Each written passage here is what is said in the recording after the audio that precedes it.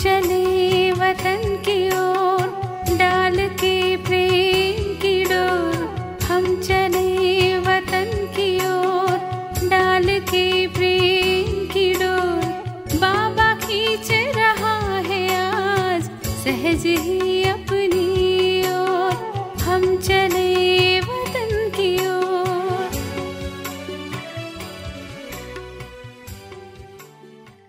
ஓம் சாந்தி 2/2/1977 அவ்யக்த பாப்தாதா மதுபன். வாணியின் தலைப்பு: எப்பொழுதும் அலங்கார சொரூபத்தில் நிலைத்திருப்பவர்தான் தன் மூலமாக தந்தையின் சாட்சாத்காரம் செய்விக்க முடியும். பாப்தாதா அன்பான குழந்தைகளின் ஆன்மீக அன்பு நிரம்பிய சபையில் வந்திருக்கிறார். அந்த மாதிரி ஆன்மீக அன்பின் சபை கல்பத்தில் இப்பொழுது சங்கம யுகத்தில் மட்டும்தான் இருக்கிறது. மேலும் வேறு எந்த யுகத்திலும் ஆத்மாக்களின் தந்தை மற்றும் குழந்தைகளின் அன்பின் சபை இருக்கவே முடியாது. இந்த சபையில் தன்னை பல கோடி மடங்கு பாக்கியம் நிறைந்தவர் என்று நினைக்கிறீர்களா? அந்த மாதிரி உயர்ந்த பாக்கியம் இருக்கிறது. அதை சர்வசக்திவான் தந்தை குழந்தைகளின் இந்த பாக்கியத்தை வர்ணனை செய்கிறார்.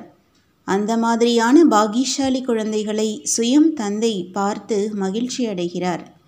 அந்த மாதிரியான பாக்கியம் என்னவாக இருக்கும் என்று யோசித்து பாருங்கள். பாக்கியத்தை நினைத்தவுடனேயே தந்தையை நினைப்பதற்கான மாலையின் மணியாக ஆக முடியும். இந்த அளவு உயர்ந்த பாக்கியம் இருக்கிறது. இந்த கலியுகத்தின் கடைசியிலும் அதை நினைவு செய்யும் பக்தர்கள் தன்னை பாக்கியசாலி என்று நினைக்கிறார்கள். அந்த மாதிரி உயர்ந்த பாக்கியத்தின் அனுபவத்தின் அஞ்சலிக்காக கூட அனைவரும் துடிக்கிறார்கள். அந்த மாதிரியான பாக்கியசாலிகள் நீங்கள். உங்களுடைய பெயர் சொன்னாலேயே தன்னுடைய வாழ்க்கை வெற்றியடைந்தது என்று நினைக்கிறார்கள். அப்படியானால் இது எவ்வளவு பெரிய பாக்கியம் என்று யோசித்து பாருங்கள். எப்பொழுதும் தன்னை இந்த அளவு பாக்கியசாலி ஆத்மா என்று நினைக்கிறீர்களா? அனைத்தையும் விட உயர்ந்தது பிராமண குலமாகும். அந்த பிராமண குலத்திற்கும் நீங்கள் தீபம் ஆவீர்கள். குலவிளக்கு என்றால் எப்பொழுதும் தன்னுடைய நினைவின் ஜோதி மூலமாக பிராமண குலத்தின் பெயரை பிரகாசம் அடையச் செய்து கொண்டே இருப்பதாகும். அந்த மாதிரி தன்னை குலவிளக்கு என்று நினைக்கிறீர்களா? எப்பொழுதும் நினைவின் ஜோதி எரிந்து கொண்டிருக்கிறதா? அணைந்து விடுவதில்லையே. அகண்ட ஜோதி என்றால் ஒரு பொழுதும் அணைவதில்லை என்பதாகும். உங்களுடைய ஜட சிலைகளின் எதிரிலும் கூட அகண்ட ஜோதியை எரிய விடுகிறார்கள். சைத்தன்ய அகண்ட ஜோதியின் நினைவு சின்னம்தான் இது என்றால் சைத்தன்ய விளக்கு அணைய முடியுமா? அணைந்திருக்கும் விளக்கு பார்க்க நன்றாக இருக்குமா? எனவே எப்பொழுது நினைவின் ஜோதி அணைந்து விடுகிறது என்றால் அது எப்படி இருக்கும் என்று உங்களை நீங்களே சோதனை செய்யுங்கள். அது அகண்ட ஜோதியாக ஆனதா? ஜோதியின் அடையாளம் எப்பொழுதும் நினைவு சுரூபம் மற்றும் சக்தி சுரூபமாக இருப்பது. நினைவு மற்றும் சக்திக்கு சம்பந்தம் இருக்கிறது. ஒருவேளை நான் பாபாவின் குழந்தை என்ற நினைவோ இருக்கிறது, ஆனால் சக்தி இல்லை என்று யாராவது கூறுகிறார் என்றால் அப்படி இருக்கவே முடியாது. ஏனெனில் நினைவுதான் மாஸ்டர் சர்வசக்திவான் என்று இருக்கிறது. மாஸ்டர் சர்வசக்திவான் என்றால் சக்தி சொரூபம். பின்பு அது ஏன் இல்லாமல் ஆகிவிடுகிறது? என்ன காரணம்? ஒரு வார்த்தையின் தவறை செய்கிறீர்கள். அது எந்த தவறு? தந்தை கூறுகிறார், உடலில் இருப்பவரிலிருந்து அலங்கரிக்கப்பட்டவராக ஆகுங்கள். ஆனால் என்னவாகி விடுகிறீர்கள்? அலங்கரிக்கப்பட்டவருக்கு பதிலாக தேக அகங்காரம் உடையவராக ஆகிவிடுகிறீர்கள். புத்தியின் அகங்காரம் உள்ளவராக, பெயர் மற்றும் புகழின் அகங்காரம் உடையவராக ஆகிவிடுகிறீர்கள். எப்பொழுதும் எதிரில் அலங்கார சொரூபத்தின் சின்னம் இருந்தபோதிலும் தன்னுடைய அலங்காரங்களை தாரணை செய்ய முடிவதில்லை. எப்படி எல்லைக்குட்பட்ட ராஜகுமார் மற்றும் ராஜகுமாரிகள் கூட எப்பொழுதும் அலங்கரிக்கப்பட்டு ராஜ கம்பீரத்தில் இருக்கிறார்கள். அதே போலவே பிராமண குலத்தின் உயர்ந்த ஆத்மாக்கள் எப்பொழுதும் அலங்காரங்களினால் அலங்கரிக்கப்பட்டவராக இருக்க வேண்டும். இந்த அலங்காரம் பிராமண வாழ்க்கையின் அலங்காரமே அன்றி தேவதை வாழ்க்கையினுடையது அல்ல. எனவே தனது அலங்காரங்களின் ஒப்பனையை எப்பொழுதும் நிலைத்திருக்க வையுங்கள். ஆனால் என்ன செய்கிறீர்கள்? ஒரு அலங்காரத்தை பிடிக்கிறீர்கள் என்றால் இன்னொரு அலங்காரத்தை விட்டுவிடுகிறீர்கள். சிலர் 3ஐ பிடிக்க முடியும் என்றால் சிலர் 4ஐ பிடிக்க முடியும். பாப்தாதாவும் குழந்தைகளின் விளையாட்டை பார்த்து கொண்டே இருக்கிறார். புஜம் என்றால் சக்தி. அந்த சக்தியின் ஆதாரத்தில்தான் அலங்காரம் உள்ளவராக ஆக முடியும். அந்த சக்திகள் என்ற புஜங்கள் ஆடிக்கொண்டே இருக்கின்றன. புஜங்கள் ஆடிக்கொண்டே இருக்கின்றன என்றால் நிரந்தரமாக அலங்காரம் உள்ளவராக எப்படி ஆக முடியும்? எனவே அலங்காரம் உள்ளவராக ஆவதற்காக எவ்வளவுதான் முயற்சி செய்தாலும் ஆக முடிவதில்லை. எனவே எந்த ஒரு வார்த்தையை நினைவில் வைத்துக்கொள்ள வேண்டும்? எந்தவிதமான அகங்காரமும் உள்ளவராக இன்றி அலங்காரம் உள்ளவராக ஆக வேண்டும். எப்பொழுதும் அலங்காரம் நிறைந்த சொரூபத்தில் நிலைத்திருக்காத காரணத்தினால் தன்னுடைய மற்றும் தந்தையின் சாட்சாத்காரத்தை செய்ய முடியாது. எனவே தன்னுடைய சக்தி என்ற புஜங்களை உறுதியானதாக ஆக்குங்கள். இல்லையென்றால் அலங்காரங்களை தாரணை செய்ய முடியாது. அலங்காரங்கள் என்னவென்று தெரிந்திருக்கிறீர்கள்தான் இல்லையா? தெரிந்தும் இருக்கிறீர்கள், மேலும் வர்ணனையும் செய்கிறீர்கள். இருந்தும் தாரணை செய்ய முடிவதில்லை. ஏன்? பாப்தாதா குழந்தைகளின் பலகீனங்களின் லீலையை அதிகமாக பார்க்கின்றார். எப்படி பிரபுவின் லீலை அளவில்லாதது என்றால் குழந்தைகளின் லீலையும் அளவில்லாதது. தினசரி ஏதாவது புதிய தோற்றம் இருக்கிறது. மாயாவின் புதிய தோற்றத்தின் பாதிப்பில் வந்துவிடுகிறார்கள். சுயதர்ஷன சக்கரத்திற்கு பதிலாக வீணான தர்ஷனத்தின் சக்கரம் சுற்றிவிடுகிறது. மாயாவை வென்றவராக ஆவதற்காக மற்றவர்களிடம் கூறுகிறார்கள். ஆனால் சுயம் மாயாவை வென்றவரா அல்லது இல்லையா என்று இதை யோசிப்பதே இல்லை. எனவே அலங்காரம் உள்ளவராக ஆக முடிவதில்லை. தேக அகங்காரம் உள்ளவராக ஆகாமல் அலங்காரம் உள்ளவராக ஆகுங்கள்.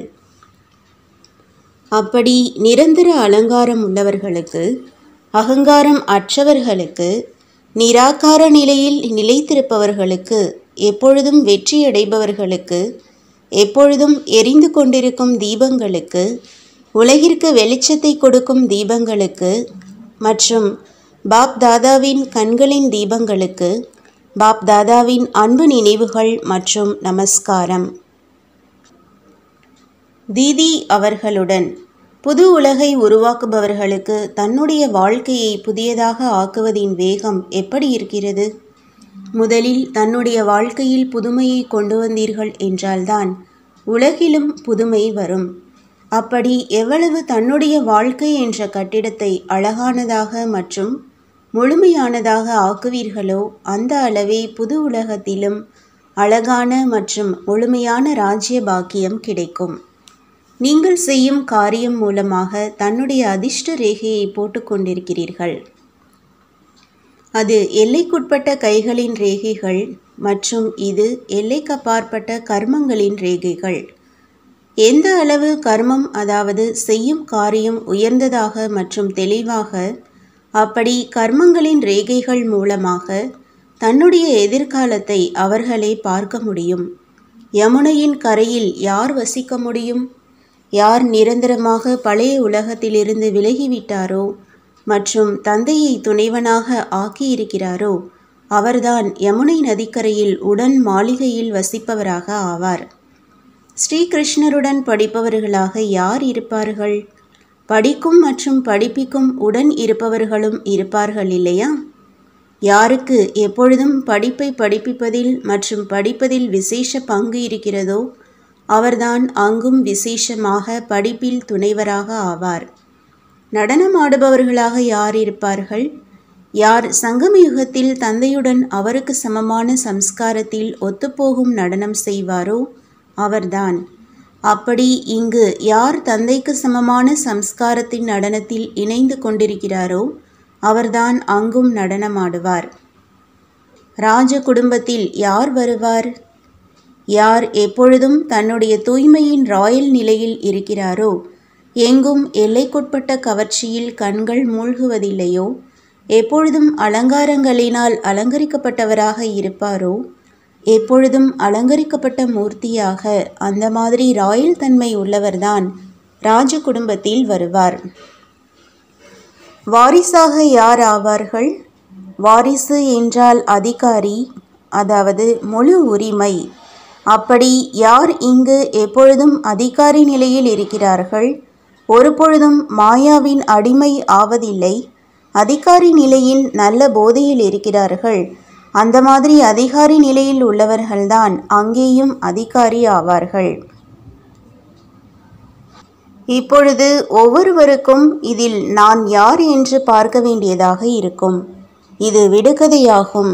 சிலருக்கு முழு வாழ்க்கையில் உடன் இருப்பதற்கான பங்கும் இருக்கிறது, உடன் படிப்பதற்கான, உடன் நடனமாடுவதற்கான, உடன் மாளிகையில் இருப்பதற்கான, ராஜ குடும்பத்திலும் உடன் இருப்பார்கள். சில ஆத்மாக்களுக்கு அனைத்து அதிகாரமும் இருக்கிறது. இதுதான் புது உலகின் வரைபடம். நல்லது. டீச்சர்களை பார்த்து பாப்தாதாவிற்கு விசேஷ குஷி ஏற்படுகிறது. ஏனென்று தெரிந்திருக்கிறீர்களா? தனக்கு சமமான ஆசிரியர்கள் இல்லையா? எப்படி தந்தை உலகின் ஆசிரியர், சேவகன், அதேபோல் டீச்சரும் ஆசிரியர் மற்றும் சேவகர்கள். அப்படி சமமானவர்களை பார்த்து குஷி ஏற்படுகிறது. ஆசிரியரின் நிலையிலேயோ சமமானவர்கள். சேவையை தவிர வேறு எந்த விஷயங்களும் கவர வேண்டாம். இரவு பகலாக சேவையில் முழுமையாக ஈடுபட்டு கொண்டிருங்கள். ஒருவேளை சேவையில் இருந்து விடுபட்டு இருந்தீர்கள் என்றால் பின்பு மற்ற விஷயங்கள் வந்துவிடும். காலியான வீட்டில்தான் தேல், பூரான் ஆகியவை வரும். காலி வீடாக இருக்கிறீர்களா அல்லது பழைய வீடாக இருக்கிறீர்களா? இங்கேயும் அந்த மாதிரி ஆகிறது. புத்தி ஒன்று காலியாக இருக்கிறது அல்லது பழைய சம்ஸ்காரங்களுடையதாக இருக்கிறது என்றால் வீணான எண்ணங்கள் என்ற தேல், பூரான் பிறந்து விடுகின்றன. ஒன்று டீச்சர் என்றால் ஒரு பொழுதும் ஓய்வாக இருப்பவராக இல்லாமல் எப்பொழுதும் சுறுசுறுப்பாக இருப்பவர். எண்ணம், சொல் மற்றும் செயலிலிருந்து சுதந்திரமாக இருப்பவர் அல்ல. 2 டீச்சரின் அர்த்தமே தந்தைக்கு சமமானவர் மற்றும் தந்தையின் அருகில் உள்ள வெற்றி மாலையின் மணி என்பதாகும். வெற்றி மாலையின் மணி ஆக வேண்டும் என்பதுதானே டீச்சரின் லட்சியம். 3 டீச்சர் என்றால் சில நேரம் வெற்றி, சில நேரம் தோல்வியில் வருபவராக இல்லாமல் எப்பொழுதும் வெற்றி அடைபவர். 4 டீச்சர் என்றால் எப்பொழுதும் திலகமிட்டவர், எப்பொழுதும் சௌபாகியவதி, சுமங்கலி. திலகம் சுமங்கலியத்தின் அடையாளம் இல்லையா?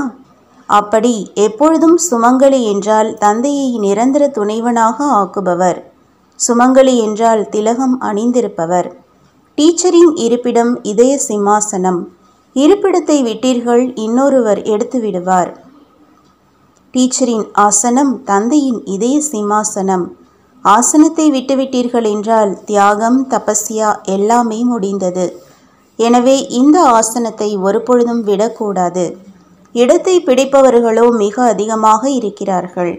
அனைவருக்கும் நான் டீச்சரை விட முன்னுக்கு செல்ல வேண்டும் என்ற இதே ஊக்கம், உற்சாகம் இருக்கிறது. டீச்சர் பின்பு அவர்களையும் விட எப்பொழுது முன்னுக்கு செல்கிறாரோ அப்பொழுதுதான் இதய சிம்மாசனதாரையாக ஆவார். டீச்சருக்கு மிகச்சிறிய உலகம்தான் இல்லையா? டீச்சரின் உலகம் ஒரு தந்தைதான். தாய், தந்தை, உறவினர், நண்பன். அப்படி உலகத்தில் என்ன இருக்கிறது? அனைத்து சம்பந்தங்கள் மற்றும் சாதனங்கள் இருக்கின்றன. இங்கு அனைத்து சம்பந்தங்களின் பிராப்தி தந்தையிடமிருந்து இருக்கிறது. மிகச்சிறிய உலகம்தான், ஆனால் சம்பன்னமானது மற்றும் சக்திசாலியானது. இந்த சின்னஞ்சிறு உலகத்தில் பிராப்தியில்லாத பொருள் ஒன்றும் இல்லை. சர்வ சம்பந்தம் தந்தையிடம் இருக்கிறது. தந்தையின் சம்பந்தம் இருக்கிறது என்றால் தாயின் சம்பந்தம் இல்லை. தாயின் சம்பந்தம் இருக்கிறது என்றால் மற்ற உறவுகள் இல்லை என்று அப்படி கிடையாது. ஒருவேளை ஒரு சம்பந்தத்தின் பிராப்தியாவது தந்தையிடமிருந்து இல்லை என்றால் புத்தி அவசியம் வேறு பக்கம் செல்லும். தந்தையிடமிருந்து அனைத்து சம்பந்தங்களின் அனுபவம் இருக்க வேண்டும். இல்லையென்றால் வேறு சம்பந்தம் தன் பக்கம் இழுத்துவிடும். முழு உலகமுமே ஒரு தந்தை ஆகிவிட்டார் என்றால் அனைத்து ரூபங்களும் ஆகிவிட்டது இல்லையா? இவரைத்தான் நம்பர் 1 டீச்சர், குறையில்லாத டீச்சர், தகுதியான டீச்சர், பெயர் பெற்ற டீச்சர் என்று கூறுவது. தந்தையோ எப்பொழுதும் உயர்ந்த பார்வையிலேயே பார்க்கிறார். ஒருவேளை தந்தை குறையை பார்த்தார் என்றால் நிரந்தரமாக அந்த குறைக்கு கோடிடப்பட்டு விடுகிறது. தந்தை பாக்கியத்தை உருவாக்குபவர்தான் இல்லையா? எனவே தந்தை எப்பொழுதும் உயர்ந்த பார்வையில் பார்க்கிறார். உயர்ந்த நிலையின் எதிரில் பலகீனம் தானாகவே மனதை உறுத்தும். உயர்ந்த விஷயங்கள் கேட்பதினால் பலகீனம் தெள்ளத் தெளிவாகிவிடும். எனவே தந்தை எப்பொழுதும் உயர்ந்த நிலையின் வர்ணனை செய்கிறார். அதன் மூலம் பலகீனம் இயல்பாகவே தென்பட வேண்டும். ஒருவேளை பலகீனத்தை பார்த்தோம் என்றால் மிக நீளமான வேத சாஸ்திரங்களின் கதைகளாகிவிடும். வரதானம்: சேவையின் பாவனை மூலமாக அழியாத பழத்தை பெறக்கூடிய எப்பொழுதும் என்றால் மாயாவின் நோயிலிருந்து விடுபட்டவர் ஆகுங்கள். எந்த குழந்தைகள் சங்கம யுகத்தில் பிரபு பழம், அழியாத பழம், அனைத்து உறவுகளின் அன்பின் சாறு நிறைந்த பழத்தை அருந்துகிறார்கள், அவர்கள் எப்பொழுதும் மாயாவின் வியாதியிலிருந்து விடுபட்டிருக்கிறார்கள். மற்ற பழமோ சத்தியுகத்திலும் கிடைக்கும் மற்றும் கலியுகத்திலும் கிடைக்கும். ஆனால் சேவையின் பாவனைக்கான பிரத்யக்ஷ பழம் பிரபு பழத்தை ஒருவேளை இப்பொழுது அருந்தவில்லை என்றால் முழு கல்பத்திலும் அருந்த முடியாது. இந்த பழம் ஈஸ்வரிய மந்திரத்தின் பழமாகும். அதை அருந்துவதினால் இரும்பிலிருந்து தங்கம் என்ன வைரமாகவே ஆகிவிடுகிறீர்கள். இந்த பழம் அனைத்து தடைகளையும் அகற்றக்கூடிய அமர பழமாகும். ஸ்லோகன்: அபகாரிகளுக்கும் உபகாரம் செய்பவர், நிந்தனை செய்பவரையும் நண்பன் என்று புரிந்து கொள்பவர்தான் தந்தைக்கு சமமானவர். ஓம் சாந்தி. तुम बच्चों को तो सर्विस करनी है, जो बाबा कहते हैं सबको ये बताओ कि देखो तुम्हारा एम एंड ऑब्जेक्ट ये है, एक गीता है बढ़िया, ये राजयोग है ना बच्चे। कैसे है राजयोग? बिल्कुल सहज है कि बाप को याद करो तो ये वैसा मिलेगा तुमको। ओम शांति।